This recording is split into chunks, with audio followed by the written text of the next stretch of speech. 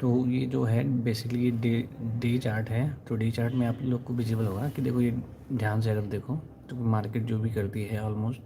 जैसे कि आज की जो कैंडल बनी है ऑलमोस्ट, अगर ये ध्यान से देखो तो अगर हम ट्रेंड लाइन ड्रॉ कर दें, ट्रेंड लाइन जो ड्रॉ करने का एक तरीका होता है उसके बेस पे अगर ट्रेंड लाइन ड्रॉ होती है,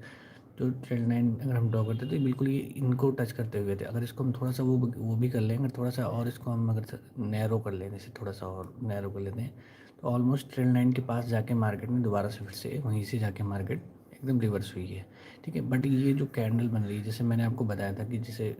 ये एक सपोर्ट लेवल पे कैंडल जो बनी है, जो कल की कैंडल बनी है, तो वो काफ़ी अच्छा सपोर्ट लेवल से वापस आई है।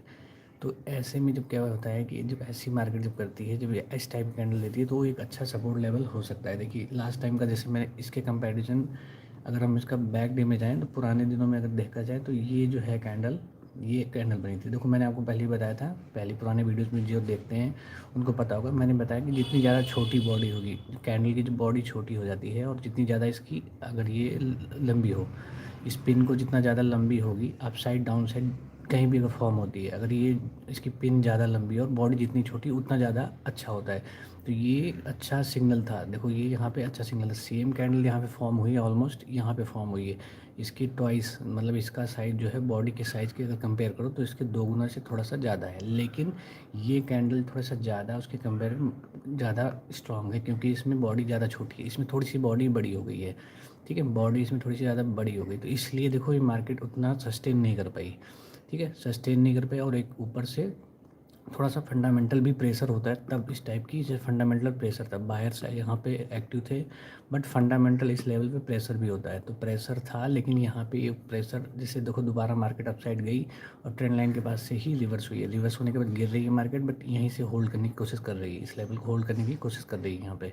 तो ऐसा मार्केट में आपको भी देखने को मिलेगा, जब फंडामेंटल और टेक्निकल मैच नहीं करते तब थोड़ा सा कन्फ्यूजन मार्केट में होता है, तो उस टाइप की फॉर्मेशन नहीं आ पाती है मार्केट में कैंडल में, जो हमें रेगुलर बेस पे मतलब जो नॉर्मल मार्केट कंडीशन में बन जाती है। ठीक है, तो कहीं ना कहीं फंडामेंटल लैग करता है, टेक्निकल लैग करता है, क्योंकि फंडामेंटल मेन बेस ही है मार्केट का। ठीक है, हमारी मार्केट मोस्टली फंडामेंटल ही चलती है, टेक्निकल कोई कितना भी बता ले, बट कहीं ना कहीं हमारी मार्केट बहुत ज़्यादा इन्फ्लुएंस रहती है ग्लोबल मार्केट से, लोकल मार्केट से, पॉलिटिकल, सारी मार्केट मोस्टली होती हैं फंडामेंटल बेस पे, तो कोई बहुत ज़्यादा इन्फ्लुएंस होती है, इसलिए फंडामेंटल तो एक इंपॉर्टेंट फैक्टर बन ही जाता है।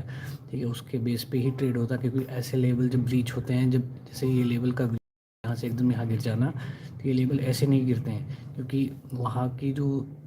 जो वीकनेस है या स्ट्रॉन्ग जो लेवल्स का सपोर्ट जो ब्रेक होता है या जो वीक होता है, ऐसा लेवल ब्रीच करती है मार्केट, तो उसका रीज़न यही होता है कि कहीं ना कहीं कि फंडामेंटल कहीं ना कहीं वीक होते हैं। ठीक है, ग्लोबल सेंटीमेंट्स हमें सपोर्ट नहीं करते लोकल को, तो इस वजह से मार्केट गिरती है। ठीक है, तो यहाँ पे देखो उतना अच्छा इसको वो नहीं मिला। ठीक है, ऑलमोस्ट इसमें डबल साइज़ की है, इससे डबल साइज़ की, लेकिन थोड़ा सा बॉडी इसकी ज़्यादा वो हो गई। ठीक है, तो इसलिए उतना इम्पोर्टेंट ये देखो इसका हुआ नहीं, और इसलिए देखो यहाँ पे सस्टेन नहीं कर पा रही, अगले दिन इसको दिक्कत आ रही है। यहाँ पे जैसे ही मार्केट गई देखो यहाँ पे सीधा गैप अप खुली, आज भी गैप अप खुली, लेकिन गैप अप के बाद नीचे क्लोज कर रही है।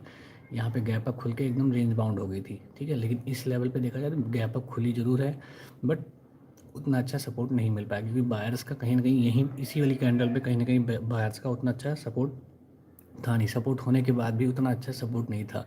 ठीक है, क्योंकि अगर इसकी बॉडी और छोटी होती तो उतना ही अच्छा होता, और मार्केट आज गैप डाउन खुलती तो ये नीचे की तरफ नहीं आती। और यहाँ पे देखो होल्ड करने की जो ये ट्राई कर रहे हैं, तो कहीं ना कहीं सेलर का प्रेशर यहाँ पे ऊपर आ रहा है, लेकिन बाहर से नीचे साइड यहाँ पे, क्योंकि यहाँ पे देखो ट्रेंड लाइन जो है ये जो हमारी सपोर्ट लेवल यहाँ पे दो दो डबल मतलब लाइन में है, बहुत नियर बाई का, ये एक अच्छा सपोर्ट एरिया है, तो ये होल्ड करने की कोशिश की जा रही है। ठीक है, तो यहाँ पे मार्केट एक दो दिन यहाँ पे अगर हो सकता है कि एक दो दिन यहाँ पे मार्केट इस एरिया में आपको देखने को मिल सकती है, फंस सकती है। ठीक है, ठीक है, या दोबारा से इस एरिया को रिटेस्ट, पहला तो सिनेरियो ये बनेगा कि मार्केट यहाँ पे होल्ड कर सकती है, दूसरा सिनेरियो बनेगा कि जैसे नीचे की साइड ब्रीच हो रही है, दोबारा आके इस मार्केट यहाँ पे आके एक बार दोबारा से इस लेवल को टेस्ट करके फिर शायद अपसाइड के लिए जाए, तो ये भी पॉसिबिलिटी कहीं ना कहीं बनती है। ठीक है, दो ये पॉसिबिलिटी, तीसरी पॉसिबिलिटी बनती है कि अगर हम इस ट्रेल लाइन को अगर ब्रेक करेंगे तो इस एरिया में आके मार्केट होल्ड कर सकती है। ठीक है, दो तीन इनमें कई सारे सिनेरियोज में बन सकते हैं। ठीक है, डिपेंड करता है कि आज की क्लोजिंग क्या है